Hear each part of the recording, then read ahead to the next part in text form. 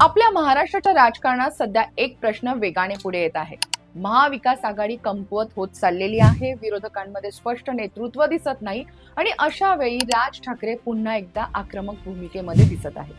मग हा केवळ काही दिवसांचा राजकीय आक्रमकपणा आहे का राज ठाकरेंचा, की महाराष्ट्राला विरोधी चेहरा मिळत आहे, की राज ठाकरे हे फक्त एखाद्या भाषणापुरते मर्यादित राहणार आहेत, की ते खरोखरच विरोधकांची स्पेस व्यापू शकतात? आजच्या आपल्या विश्लेषणात आपण भावना नाही तर राजकीय वास्तव समजावून जाणून घेण्याचा प्रयत्न करूयात. नमस्कार, मी सायली नलवडे कविटकर आणि आपण पाहताय विश्लेषण वाई. गेल्या काही दिवसातील घटनांकडे पाहिलं तर राज ठाकरे यांची राजकीय भूमिका स्पष्टपणे बदलताना दिसतीये. मागील आठवड्यामध्ये त्यांनी मुख्यमंत्री देवेंद्र फडणवीस यांना उद्देशून सोशल मीडियावरती एक खुलं पत्र लिहिलेलं होतं. मुंबईतील पावसामुळे झालेल्या दुर्घटना, काही भाजप नेत्यांच्या कथित असंवेदनशील वक्तव्यावरती कारवाई न होणं, सत्तेमधील अहंकार, प्रशासनाची उदासीनता आणि महाराष्ट्राच्या राजकीय संस्कृतीचा होत असलेला ऱ्हास, अशा अनेक मुद्द्यांवरती त्यांनी सरकारला आणि विशेषतः देवेंद्र फडणवीस यांना थेट लक्ष केलंय. विशेष म्हणजे त्यांनी केवळ एखाद्या घटनेवरती प्रतिक्रिया नाही दिलेली, तर सत्तेच्या कार्यपद्धतीवरतीच त्यांनी प्रश्नचिन्ह हे उपस्थित केलेलं आहे. रेल्वे कामगार सेनेच्या वर्धापन दिनानिमित्त दादर येथे झालेल्या भाषणातही राज ठाकरे यांचा सूर हा तितकाच आक्रमक आणि सरकारवरच्या टीकेचा होता. 2008च्या रेल्वे भरती आंदोलनाची आठवण करून देत त्यांनी स्थानिक मराठी तरुणांच्या रोजगाराचा प्रश्न हा पुन्हा नव्यानं पुढे आणला.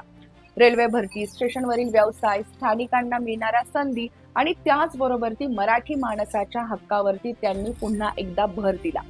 त्याचबरोबर ती मिसिंग लिंक सारख्या पायाभूत प्रकल्पांमधील त्रुटी, पाणी टंचाई, नागरी नियोजनामधील कमतरता आणि विकास कामामधील विलंब यावरतीही त्यांनी सरकारला घेरलं.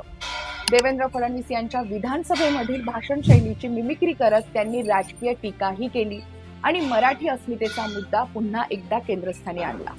इथे एक गोष्ट लक्षात घ्यायला हवी की काही वर्षापूर्वी राज ठाकरे आणि देवेंद्र फडणवीस यांच्यातील संबंध हे तुलनेनं मैत्रीपूर्ण असलेले आपण पाहिलंय, अनुभवलेलं होतं. अनेक सार्वजनिक कार्यक्रमांमध्ये दोघांमध्ये संवाद दिसत होता. ठाकरे बंधू एकत्र येण्याच्या प्रक्रियेत सुद्धा फडणवीस यांची भूमिका असल्याचं स्वतः राज ठाकरे यांनी हसत हसत म्हटलेलं होतं. मात्र आता वर्षभरात चित्र हे पूर्णपणे बदललेलं आहे. मराठी भाषा, स्थानिक रोजगार, मुंबईतील पायाभूत सुविधा आणि सत्ताधाऱ्यांच्या भूमिकेवरून दोघांमधील राजकीय संघर्ष हा उघडपणे दिसू लागला आहे. फडणवीस यांनीही राज ठाकरेंना स्क्रिप्ट बदला अशा शब्दामध्ये प्रत्युत्तर दिलेलं आहे. म्हणजेच हा संघर्ष आता वैचारिक आणि राजकीय या दोन्ही पातळ्यांवरती पोहोचलेला आहे. आता सर्वात महत्वाचा प्रश्न असा आहे की ही आक्रमकता ही राजकीय दृष्ट्या कितपत परिणामकारक ठरू शकते. कारण आज मितीला आपल्या महाराष्ट्रामध्ये विरोधी पक्षाचं राजकारण हे एका राजकीय संक्रमणामधून जात आहे. शिवसेना, उद्धव बाळासाहेब ठाकरे, काँग्रेस आणि त्याचबरोबर ती राष्ट्रवादी काँग्रेस, शरद पवार गट या तीनही पक्षांसमोर संघटनात्मक आणि नेतृत्वाची आव्हानं आहेत. अनेक विषयात जनतेपर्यंत सातत्यानं पोहोचणारा, सरकारला रोजच्या रोज राजकीय आव्हान देणारा प्रभावी विरोधक हा आज मितीला महाराष्ट्रात दिसत नाहीये. अशा वेळी या परिस्थितीमध्ये निर्माण झालेल्या या राजकीय रिकाम्या जागेकडे राज ठाकरे संधी म्हणून पाहत आहेत का, असा प्रश्न देखील उपस्थित होतो. राज ठाकरे यांची सर्वात मोठी ताकद म्हणजे त्यांची आक्रमक भाषण शैली. ते गुंतागुंतीचे राजकीय विषयही अगदी सोप्या भाषेत सहजतेने मांडतात. विनोद, उपरोध, उदाहरणं, मिमिक्री आणि भावनिक अपील यांचा ते प्रभावीपणे वापर करतात. यामुळे त्यांची सभा ही केवळ राजकीय भाषण न राहता एक संवाद बनते. विशेषतः मुंबई, ठाणे, नाशिक, पुणे, नागपूर आणि कोकणातील शहरी मराठी मतदारांमध्ये त्यांचा प्रभाव आजही पूर्णपणे संपलेला नाहीये. मात्र केवळ लोकप्रिय भाषण शैली ही निवडणूक जिंकून देत नाहीये, हा इतिहास आहे. मनसेने अनेक वेळा जनहिताच्या चर्चा देखील निर्माण केलेल्या आहेत, पण त्याच प्रमाणात त्यांना निवडणुकीमध्ये यश मिळवता मात्र आलेलं नाहीये.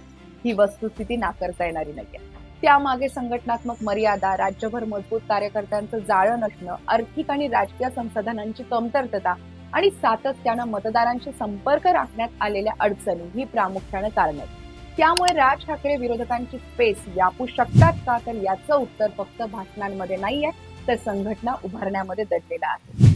यामध्ये आणखीन एक महत्वाचा घटक आहे, तो म्हणजे सध्या मनसे आणि उद्धव ठाकरे यांच्या शिवसेनेमधील वाढती जवळीक. जर ही राजकीय समन्वयाची प्रक्रिया ही 2029च्या निवडणुकीपर्यंत टिकली तर मुंबई आणि आसपासच्या भागामध्ये राजकीय समीकरणं ही नक्कीच बदलू शकतात. मराठी मतांचं विभाजन कमी करता आलं तर त्याचा थेट परिणाम हा निवडणुकीवरती होऊ शकतो. पण यासाठी म्हणून नरेटिव्हवरती काम करणं, संघटन बांधणी, जागा वाटप, नेतृत्व आणि कार्यकर्त्यांमधील समन्वय आणि समतोल ही तितकीच मोठी आणि महत्वाची परीक्षा असेल. तर दुसरीकडे महायुतीसाठी ही परिस्थिती पूर्णपणे दुर्लक्षित करण्यासारखी नाहीये. कारण राज ठाकरे सध्या ज्या मुद्द्यांवरती बोलत आहेत ते केवळ राजकीय आरोप नाहीयेत, तर मुंबईतील पायाभूत सुविधा, स्थानिक रोजगार, मराठी भाषा, प्रशासनाची जबाबदारी आणि नागरी व्यवस्थापन यासारखे थेट जनतेशी जोडलेले विषय आहेत ते. जर या प्रश्नांवरती जनतेमध्ये असंतोष वाढला आणि त्याला राजकीय दिशा मिळाली तर मनसेला त्याचा काही प्रमाणामध्ये फायदा नक्कीच होऊ शकतो, हे नाकारता येणारं नाहीये. पण अंतिम प्रश्न हा तसाच राहतो की राज ठाकरे हे महाराष्ट्राचे मुख्य विरोधी नेते बनतील का? सध्या तरी त्याचं उत्तर हे हो किंवा नाही एवढं सरळ नाही. त्यांच्याकडे प्रभावी आवाज आहे, जनतेचे लक्ष वेधून घेण्याची क्षमता देखील आहे आणि सरकारला अस्वस्थ करणारी भाषण शैली देखील आहे. पण विरोधकाची जागा कायमस्वरूपी व्यापण्यासाठी आवाजाबरोबरची संघटना, सातत्यपूर्ण जन आंदोलन, ठोस पर्यायी धोरण आणि निवडणुकीमध्ये आपली भूमिका, विश्वासार्हता मतांमध्ये रूपांतर करण्याची क्षमता देखील आवश्यक असते. म्हणूनच पुढील काही महिने हे अत्यंत महत्वाचे ठरणारे आहेत. जर राज ठाकरे केवळ टीका न करता मराठीचा मुद्दा, रोजगार, शहरी विकास, प्रशासनामधील पारदर्शकता आणि स्थानिक प्रश्नांवरती ठोस पर्यायी आराखडा मांडू शकले तर ते महाराष्ट्राच्या विरोधी राजकारणातील मोठे केंद्रबिंदू नक्कीच ठरू शकतात. पण जर ही आक्रमकता ही केवळ भाषणापुरती मर्यादित राहिली तर त्यांना पुन्हा एकदा केवळ प्रभावी वक्ता म्हणूनच ओळख मिळेल. आणि म्हणूनच आजचा सर्वात मोठा प्रश्न हा आहे की महाराष्ट्रात विरोधकांची स्पेस खरंच रिकामी आहे का? आणि असेल तर ती सर्वात आधी कोण भरून काढणार? राज ठाकरे की महाविकास आघाडीमधील एखादा नेता की पूर्णपणे नवीन राजकीय चेहरा? तुम्हाला काय वाटतं? राज ठाकरे हे महाराष्ट्राच्या विरोधी राजकारणाचा नवा केंद्रबिंदू बनू शकतात का? काही आक्रमकता ही फक्त एखाद्या भाषणापुरती मर्यादित राहील? तुमचं मत हे कमेंटमध्ये नक्की लिहा आणि महाराष्ट्राच्या राजकारणाचे सखोल विश्लेषण पाहण्यासाठी म्हणून आपल्या विश्लेषण वाईब या YouTube चॅनलला नक्की सबस्क्राईब करा. जय महाराष्ट्र.